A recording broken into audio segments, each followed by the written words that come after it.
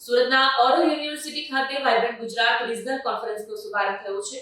મુખ્યમંત્રી ભૂપેન્દ્ર પટેલે પ્રદર્શનનું ઉદ્ઘાટન કરીને વિવિધ સ્ટોલની મુલાકાત લઈ પ્રત્યક્ષ નિરીક્ષણ કર્યું.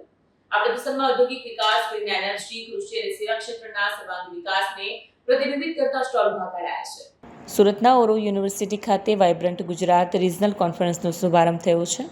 મુખ્યમંત્રી ભૂપેન્દ્ર પટેલે સુરત ખાતે આયોજિત વાઇબ્રન્ટ ગુજરાત રિજિયોનલ કોન્ફરન્સના શુભારંભ પૂર્વે ઓરો યુનિવર્સિટી કેમ્પસમાં યોજાયેલ વાઇબ્રન્ટ ગુજરાત રિજિયોનલ એક્ઝિબિશનનું વિધિવત ઉદ્ઘાટન કર્યું.